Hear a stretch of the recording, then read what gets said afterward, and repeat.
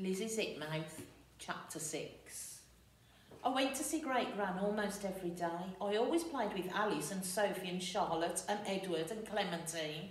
Sometimes we had dolls' tea parties.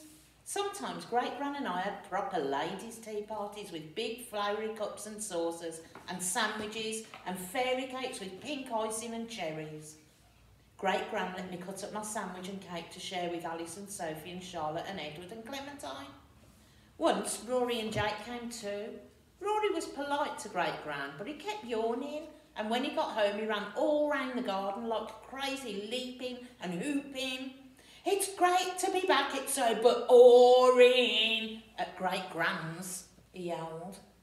Sam said he could stick to Sunday visits. "What about you, Jake?" said Sam.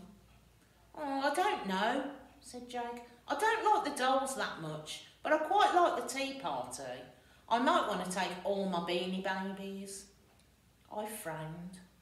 Jake didn't play with his Beanie Babies properly. He got all silly and excited and threw them in the air and made them have fights. I was sure they'd knock the teacups over. Great Gran would put Alice and Sophie and Charlotte and Edward and Clementine back in their trunk sharpish. Sam put his arm round Mum. "I take it you're not into dolls and tea parties either?"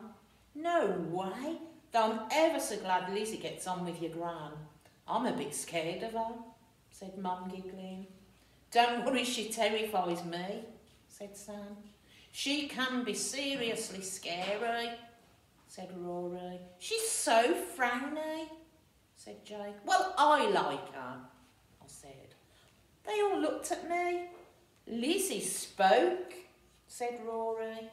"Lizzie unzipped," said Jake. Mum and Sam were smiling all over their faces. I smiled back. Then I skipped into my bright bedroom to get my knitting. I was making a teeny blue scarf for Alice. Great Gran had taught me how to knit. She taught Jake too.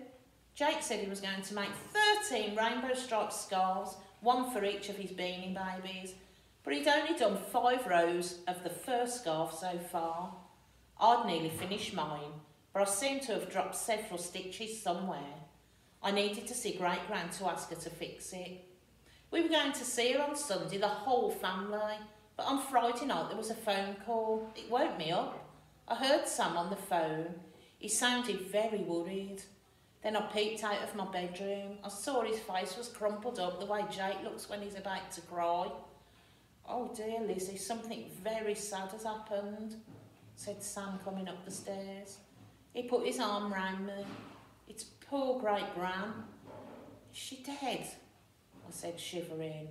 "No, she's not dead, Pet, but she's very ill. She's had a stroke. She can't walk or talk properly. She's in hospital. I'm going to see her now." "I'm coming too." "No, love, not now. It's much too late. Look, you're shivering. You hop into bed with your mum while I go to the hospital." Mum cuddled me close and told me to try to go back to sleep, but I couldn't. I kept thinking of Great Gran lying on her back in a hospital bed, unable to walk or talk, just like one of the dolls in the trunk.